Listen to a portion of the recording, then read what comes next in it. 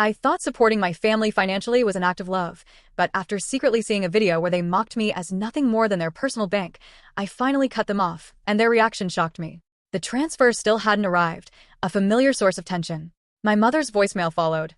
No more transfers. I responded the next morning. By then, my phone displayed 23 missed calls and 38 messages. The email landed on a Tuesday. There was nothing particularly noteworthy about that day. It was just another morning of navigating spreadsheets, enduring client calls, and consuming too much coffee. I almost skipped checking my personal account during my lunch break. Almost. The subject line read, "OMG, did you see this?" from my cousin Melissa. The video attachment took an eternity to load on the sluggish office Wi-Fi. 43 seconds. It was those 43 seconds that fundamentally altered everything. It was footage from my family's annual Christmas gathering last year, an event I'd missed due to a pressing work commitment. That commitment involved completing a project essential for securing my promotion, the very promotion that had been sustaining their lives for the past 3 years. The video opened in my mother's living room, showcasing the familiar tree and decorations, while off-camera voices chimed with laughter. Then, my brother Edward's voice, unmistakably slurred, cut through the merriment. "Thank goodness Rebecca couldn't make it. Now we can actually enjoy ourselves." A hollow feeling spread through my stomach, my untouched sandwich forgotten on my desk. "She's become so rigid," my sister Carol then contributed, acting as if she's superior to all of us, simply because of that impressive job. Next, my mother's voice, the very one that used to lull me to sleep. "Well, her impressive job is funding this Christmas dinner, so I suppose I can tolerate her demeanor." They all laughed. A chorus of mirth. The camera panned, presumably wielded by the cousin who'd sent the clip, revealing my entire family, drinks in hand, nodding in agreement. "The funny thing is," Edward continued, "she genuinely believes we're interested in hearing about her work, as if any of us care about marketing strategies or whatever it is she does." More laughter. "But we certainly care about her income," my father chimed in, raising his glass. "To Rebecca, our personal source of funds." They saluted my image, my generosity, to the fact that, in their eyes, I was apparently nothing more than a financial conduit. The video abruptly concluded. Melissa's accompanying message simply stated, "OMG, I'm so sorry. I meant to send this to my therapist to illustrate what I've been enduring with this family. Please call me." I couldn't bring myself to call. I was speechless. My hands trembled as I closed my laptop. 3 years of upholding them after my father lost his employment. 3 years of dispatching funds for Carol's children's school supplies. 3 years of covering Edward's rent during his periods of unemployment. 3 years of clinging to the belief that we were a family that weathered difficult periods together. I barely made it to the restroom before becoming ill. The remainder of the workday passed in a haze. I offered smiles to colleagues, finalized my presentation, and nodded appropriately during meetings. Yet, inwardly, those 43 seconds played on an endless loop. Our personal source of funds. The journey home was perilous. Tears repeatedly obscured my vision. I had to pull over twice just to compose myself. By the time I reached my apartment, an unsettling calm had settled over me, the kind that follows a devastating storm when there's nothing left to lose. I checked my phone. 5 missed calls from Melissa, 2 from my mother. Likely their monthly request for money. It was, after all, the first of the month. I set the phone down without returning any calls. Instead, I opened my banking application and reviewed my transaction history. The regular transfers to my relatives appeared like clockwork. My mother and father received $1,200 monthly for mortgage assistance.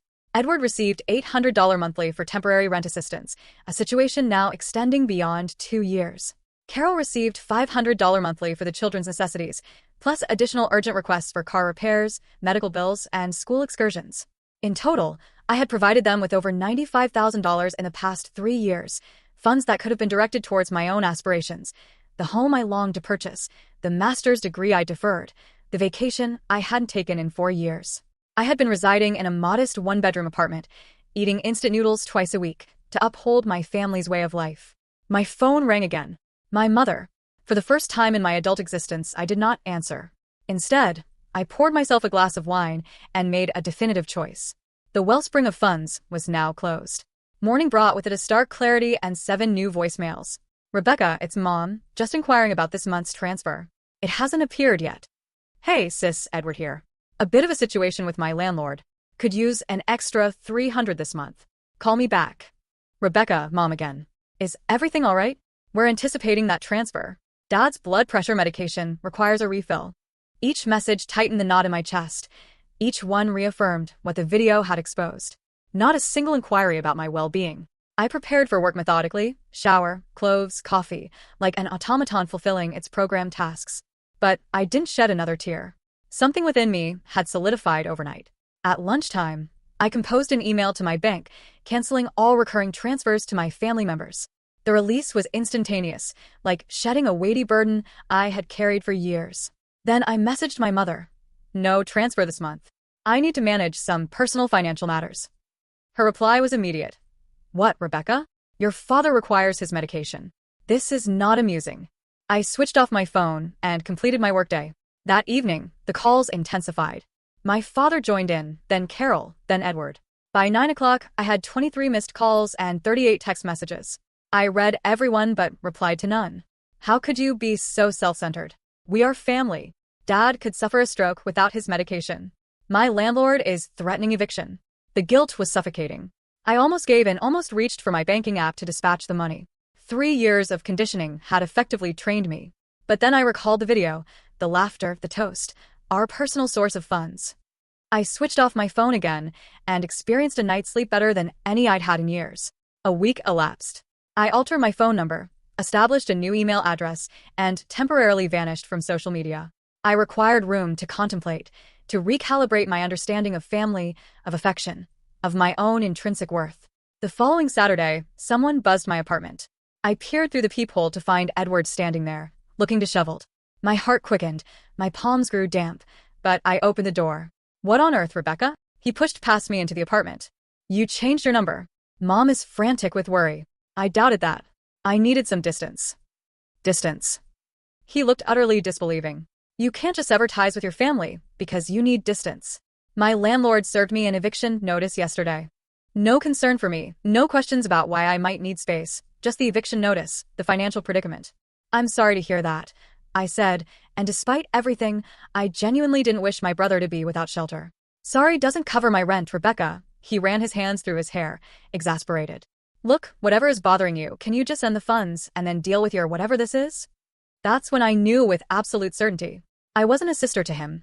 I was a financial dispenser with inconvenient emotions. I cannot do that, Edward. Cannot, or will not? His face clouded over. Because from my perspective, you're simply being selfish after everything this family has done for you. A hollow laugh escaped me. What exactly has this family done for me, Edward? Raised you. Supported you. Been there for you. He enumerated these points as if they were extraordinary acts of benevolence, rather than the fundamental expectations of familial connection. And in return, I continued, my voice steady, I've provided all of you with nearly $100,000 over the past 3 years. Money that was not lent, but freely given. Money I toiled 60-hour weeks to earn. He had the decency to appear uncomfortable, but only fleetingly. We needed it. You didn't. You have no idea what I need, Edward. Not one of you ever bothered to ask. He scoffed. Are your feelings wounded because we don't idolize your impressive job? Grow up, Rebecca. It was then I informed him about the video, observing the shift in his expression as I recounted precisely what I'd witnessed, what I'd overheard. He attempted to retract his words. We were merely jesting. You know how family gets after a few drinks. No, I stated. I do not know. Because apparently, my perception of family was entirely mistaken. I requested his departure. Surprisingly, he complied, though not before declaring I was committing a grave error, that I would regret abandoning my family. Perhaps he was correct. But as I closed the door behind him, I experienced something unanticipated, a profound sense of relief, as if I could finally draw a full breath. The following day, an email arrived from my mother. Subject line: We need to talk. The message was concise. Rebecca, whatever you believe you know, you're misunderstanding. We are your family. We love you. Please call me so we can resolve this. No acknowledgement of the video, no apology, merely manipulation and an attempt to distort reality. I did not respond. 3 days later, a more desperate email landed. Your father had to borrow money from his brother for his medication. Is this what you desired? To humiliate us? To compel your father to beg? Guilt pierced me. I had never intended to cause them pain, only to prevent them from causing me pain any longer. I replied with a single line. Dad possesses a pension and Social Security. His medication costs $43 per month with his Medicare coverage. I knew this because I had previously researched it when I began assisting with their finances. They had income, not abundant, but sufficient to cover necessities without my aid. What they lacked was enough to sustain the lifestyle they had become accustomed to, the lifestyle my funds had been subsidizing. My mother did not reply to that email. A month passed. The silence from my family was both agonizing and serene. I missed them, or rather, I missed the people I had believed them to be. I missed belonging, having individuals who understood my history, who shared my lineage. But I did not miss the apprehension that accompanied every phone call, every text message, every family gathering where I felt more like a utility than a daughter or a sister. During that month, I did something revolutionary. I began investing in myself. I booked a weekend getaway to the coast. I enrolled in a photography class I'd been considering for years. I started perusing real estate listings for my own dwelling, not merely fantasizing about it. And I initiated therapy because disentangling oneself from individuals who have convinced you that their requirements supersede your own is intricate work. 6 weeks after Edward's visit, Carol appeared at my office. I was exiting after work when I noticed her seated on a bench near the entrance, her 2 children beside her. My heart sank. Utilizing the children was a cruel tactic, even for them. Aunt Rebecca. 8-year-old Lily raced towards me, arms outstretched. I embraced her tightly, genuinely pleased to see her. The children were blameless in all of this. 5-year-old Ben followed, wrapping himself around my legs. We missed you. Mommy said you were lost, but we found you. I looked at Carol over their heads. Her expression was a practiced blend of concern and relief. We've been so worried, she said, stepping forward to hug me. I allowed it, but remained rigid in her embrace. You vanished on us. I changed my phone number. I corrected, and informed Mom why I wouldn't be sending money anymore. She flinched at the direct mention of money, glancing at the children. Can we go somewhere to talk? Perhaps get ice cream? She directed this last part to the children, who immediately began jumping with delight. I consented, unwilling to have this discussion in front of my workplace or to disappoint the kids. We walked to a nearby ice cream parlor, the children chattering about school and friends, oblivious to the tension between their mother and me. After they were settled with their cones at an outdoor table, where we could observe them through the window, Carol proceeded with her agenda. Look, I'm unaware of what transpired between you and Mom and Edward, but I saw the video, Carol. I kept my voice low, from last Christmas. Her face fell. She recovered swiftly. Oh, that. We were all just joking around, Rebecca. You know how family gets. The identical phrase Edward had used, as if rehearsed. Joking about me being your financial support system? About only tolerating me because of my earnings. She had the grace to appear ashamed. We'd been drinking. It was foolish. Yes, it was. I stirred my melting ice cream, no longer interested in eating it. But it was also truthful. The most honest any of you have been with me in years. That's not fair, she protested. We love you. Perhaps you do, I conceded. But you do not respect me, nor do you care about my well-being. You only care about what I can provide. She began to object, but I interrupted her. When was the last time you inquired about my life, Carol? About my aspirations, my challenges? Have you ever wondered why I reside in a small apartment while funding your children's private gymnastics classes? Her silence was a sufficient answer. I would have offered assistance if you had genuinely needed it. I continued. That is what family does. But you took advantage, all of you. And you didn't even have the decency to feign affection for me while doing so. Tears welled in her eyes. For a moment, I considered them genuine, until she spoke. I don't know how we're going to manage without your help, Rebecca. Ben's therapy sessions aren't covered by insurance. Lily requires braces soon. Always about the money, never about our connection. I sighed, suddenly weary. You will find a way, Carol. The same way other families do. Budgeting, making decisions, taking on additional work if necessary. That's easy for you to say, with your substantial income. My income that I earned by working through weekends and holidays, by pursuing higher education, by making sacrifices. I met her gaze steadily. The same opportunities have always been available to you. She scoffed. I have children. That was your decision. The words emerged more sharply than intended. I softened my tone. I'm not suggesting it's simple. I'm stating it's not my duty. We sat in silence for a moment, observing the children through the window. They were laughing, attempting to catch drips from their cones. I do love you, Rebecca, Carol finally offered. We all do in our own way. Their way. Conditional. Transactional. Not the way I needed to be loved. I love you too. It was true, despite everything. But I cannot continue this. It is draining me. She nodded slowly, perhaps grasping for the first time that this was not a negotiation. It was a boundary.